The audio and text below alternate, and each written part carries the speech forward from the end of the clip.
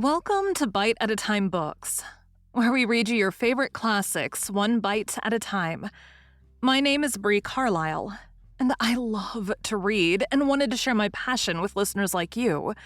You can sign up for our newsletter at biteatatimebooks.com. You'll also find our new t-shirts in the shop, including podcast shirts and quote shirts from your favorite classic novels. Be sure to follow my show on your favorite podcast platform so you get all the new episodes. We're part of the Bite at a Time Books Productions Network. If you'd also like to hear what inspired your favorite classic author to write their novels, and what was going on in the world at the time, check out the Bite at a Time Books Behind the Story podcast, wherever you listen to podcasts. Today we'll be continuing Les Miserables by Victor Hugo. Book 6, The Sleepless Night. Chapter 1. The 16th of February, 1833. The night of the 16th to the 17th of February, 1833, was a blessed night. Above its shadows, heaven stood open. It was the wedding night of Marius and Cosette. The day had been adorable. It had not been the grand festival dreamed by the grandfather, a fairy spectacle with a confusion of cherubim and cupids over the heads of the bridal pair, a marriage worthy to form the subject of a painting to be placed over a door.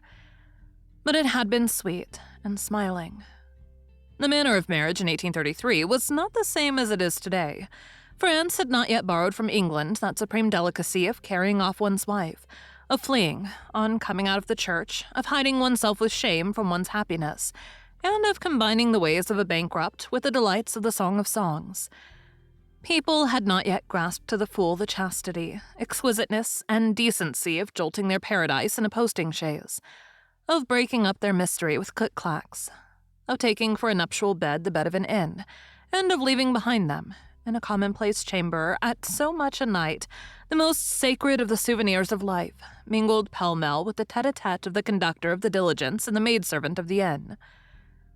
In this second half of the 19th century in which we are now living, the mayor and his scarf, the priest and his chasuble, the law and God no longer suffice.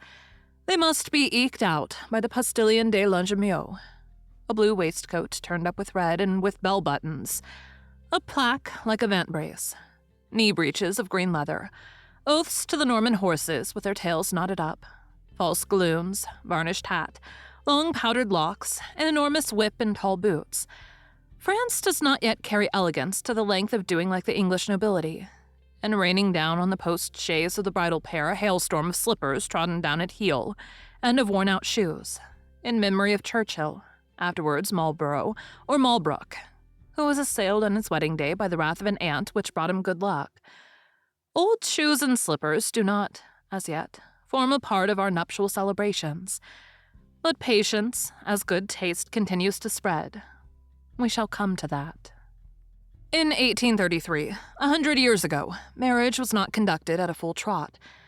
Strange to say, at that epoch, people still imagined that a wedding was a private and social festival, that a patriarchal banquet does not spoil a domestic solemnity, that gaiety, even in excess, provided it to be honest and decent, does happiness no harm, and that, in short, it is a good and a venerable thing that the fusion of these two destinies, once a family is destined to spring, should begin at home, and that the household should thenceforth have its nuptial chamber as its witness.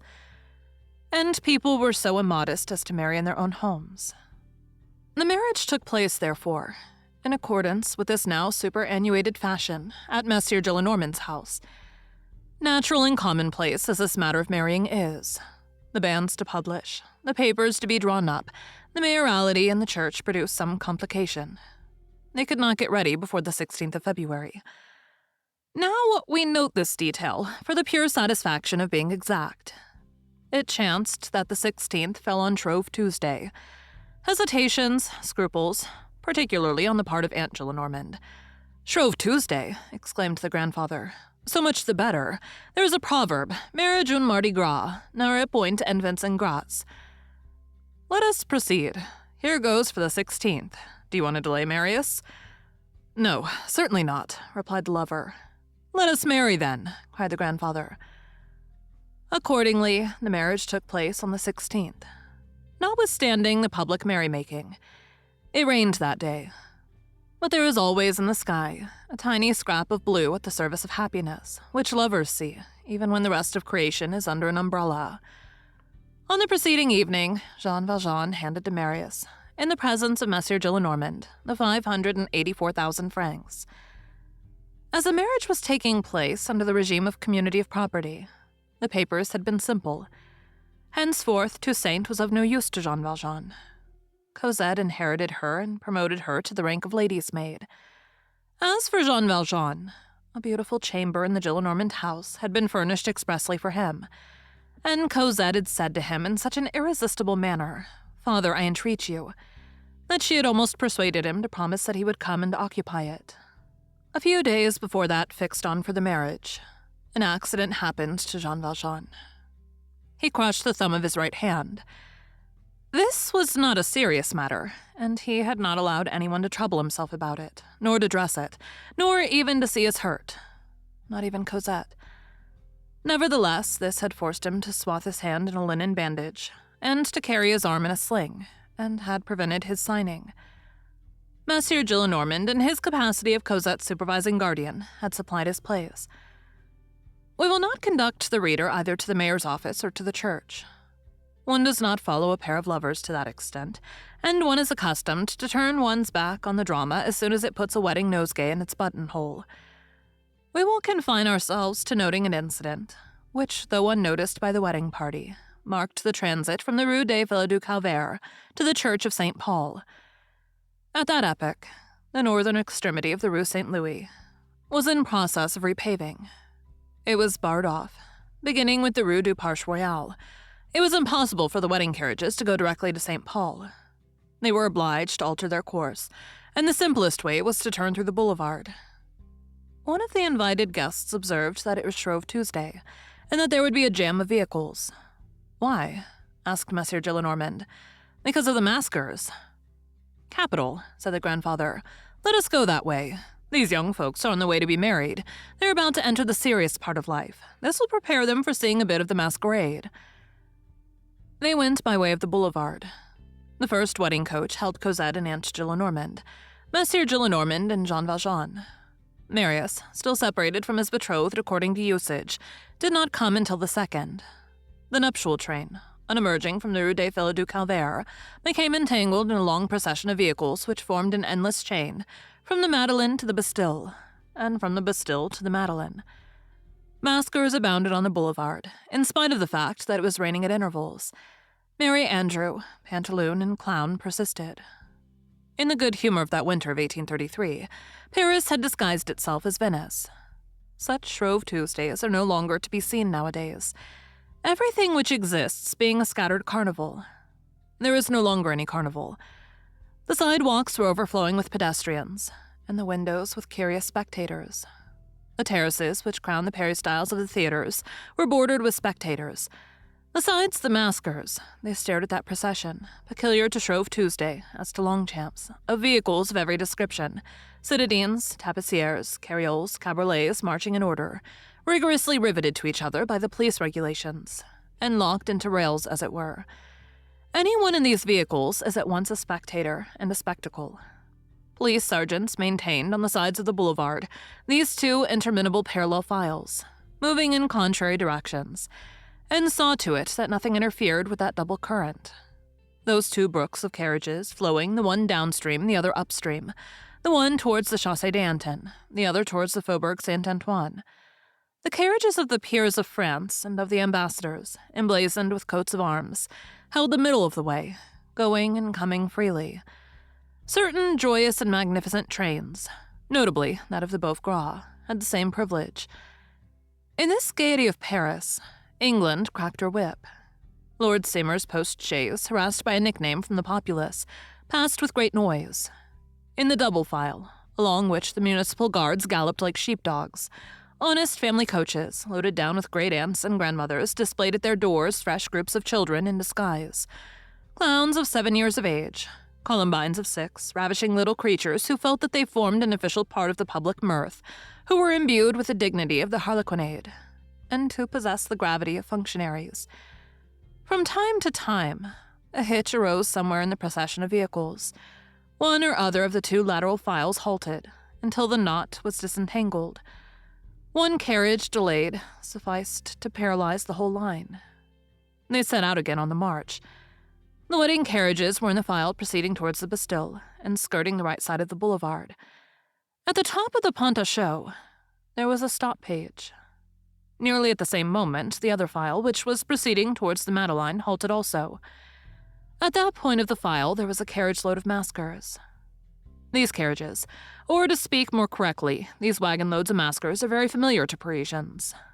If they were missing on a Shrove Tuesday, or at the Mid-Lent, it would be taken in bad part, and people would say there's something behind that. Probably the ministry is about to undergo a change. A pile of Cassandras, Harlequins, and Columbines jolted along high above the passers-by, all possible grotesquenesses from the Turk to the savage. Hercules supporting marquises, fishwives who would have made Rabelais stop up his ears just as the Maenads made Aristophanes drop his eyes, toe wigs, pink tights, dandified hats, spectacles of a grimacer, three-cornered hats of Janot tormented with a butterfly, shouts directed at pedestrians, fists on hips, bold attitudes, bare shoulders, immodesty unchained, a chaos of shamelessness driven by a coachman crowned with flowers. This is what that institution was like.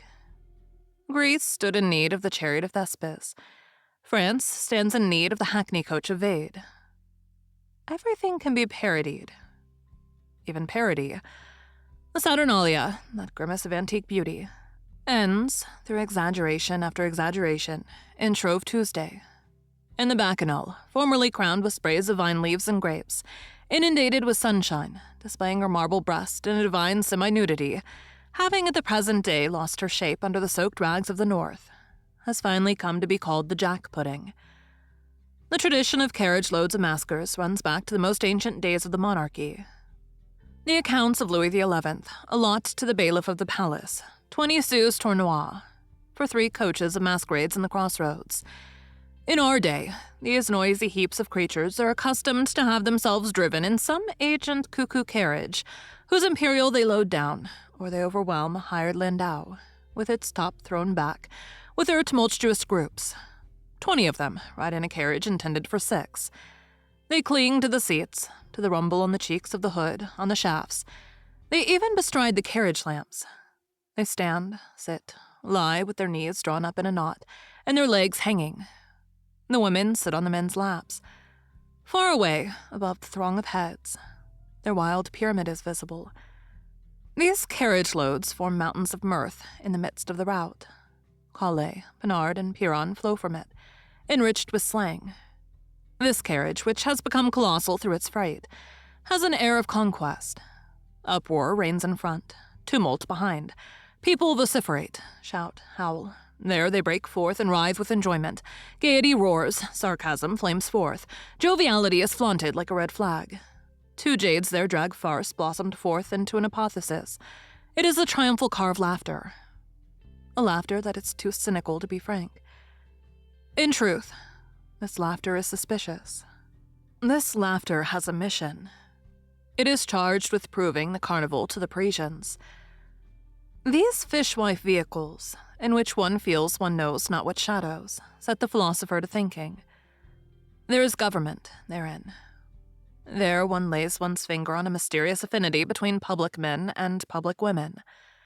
It certainly is sad that turpitude, heaped up, should give a sum total of gaiety, that by piling ignominy upon opprobrium, the people should be enticed, that the system of spying and serving as caryatids to prostitution should amuse the rabble when it confronts them, that the crowd loves to behold that monstrous living pile of tinsel rags, half dung, half light, roll by on 4 wheels, howling and laughing, that they should clap their hands at this glory composed of all shames, that there would be no festival for the populace, did not the police promenade in their midst these sorts of 20-headed hydras of joy. But what can be done about it? These beribboned and beflowered tumbrils of mire are insulted and pardoned by the laughter of the public.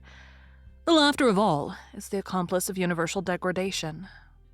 Certain unhealthy festivals disaggregate the people and convert them into the populace. And populaces, like tyrants, require buffoons. The king has Roquelaure. The populace has the Merry Andrew. Paris is a great mad city on every occasion, but it is a great sublime city. There the carnival forms part of politics. Paris, let us confess it, willingly allows infamy to furnish it with comedy. She only demands of her masters, when she has masters, one thing: paint me the mud.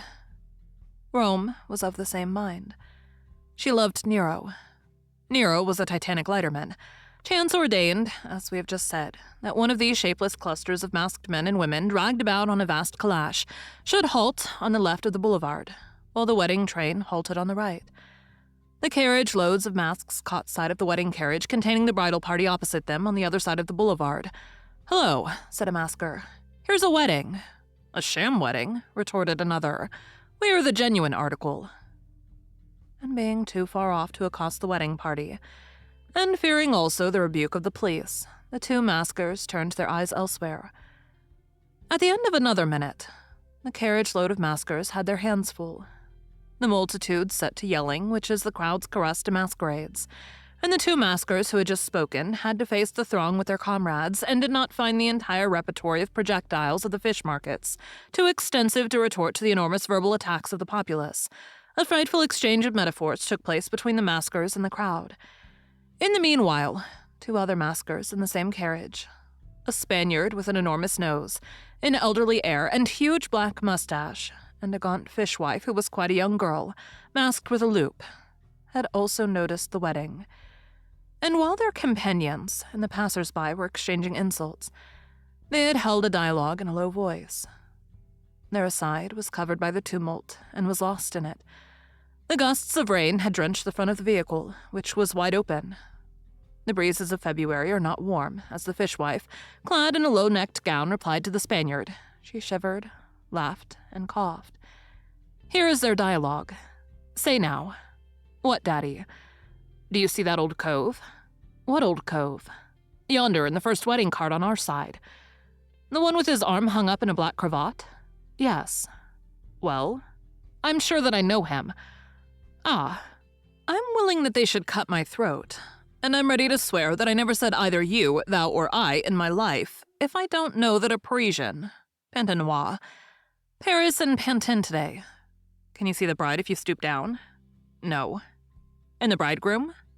"There's no bridegroom in that trap." "Bah, unless it's the old fellow. Try to get a sight of the bride by stooping very low." "I can't." "Never mind, that old cove who has something the matter with his paw, I know, and that I'm positive. And what good does it do to know him? No one can tell. Sometimes it does. I don't care a hang for old fellows, that I don't. I know him. Know him if you want to. How the devil does he come to be one of the wedding party? We're in it too. Where does that wedding come from? How should I know?" "Listen." "Well, what?" "There's one thing you ought to do." "What's that?" "Get off our trap and spin that wedding." "What for?" "To find out where it goes and what it is. Hurry up and jump down. Trot, my girl, your legs are young." "I can't quit the vehicle." "Why not?" "I'm hired." "Ah, the devil. I owe my fishwife day to the prefecture." "That's true." "If I leave the cart, the first inspector who gets his eye on me will arrest me. You know that well enough." "Yes, I do. I'm bought by the government for today. All the same, that old fellow bothers me." "Do the old fellows bother you? But you're not a young girl." "He's in the first carriage." "Well, in the bride's trap." "What then?" "So he's the father." "What concern is that of mine?" "I tell you that he's the father." "As if he were the only father." "Listen." "What?" "I can't go out otherwise than masked. Here I'm concealed. No one knows that I'm here. But tomorrow there will be no maskers. It's Ash Wednesday. I run the risk of being nabbed. I must sneak back into my hole, but you are free." "Not particularly. More than I am, at any rate." "Well, what of that? You must try to find out where that wedding party went to." "Where it went?" "Yes." "I know." "Where's it going, then?" "To the Cadron Bleu." "In the first place, it's not in that direction." "Well, to the La Reprée." "Or elsewhere." "It's free. Wedding parties are at liberty." "That's not the point at all. I tell you that you must try to learn for me what that wedding is, who that old cove belongs to, and where that wedding pair lives." "I like that. That would be queer. It's so easy to find out a wedding party that passed through the street on a Shrove Tuesday a week afterwards. A pin in a haymow. It ain't possible. That don't matter, you must try. You understand me, Azelma. The two files resumed their movement on both sides of the boulevard in opposite directions, and the carriage of the maskers lost sight of the trap of the bride. Thank you for joining Bite at a Time Books today, while we read a bite of one of your favorite classics. Again, my name is Bree Carlile, and I hope you come back tomorrow for the next bite of Les Miserables. Don't forget, you can sign up for our newsletter at biteatatimebooks.com. And while you're there, check out our t-shirt shop. You can look in the show notes or on our website, biteatatimebooks.com, for the rest of the links for our show. We'd love to hear from you on social media. You can find us everywhere at Bite at a Time Books.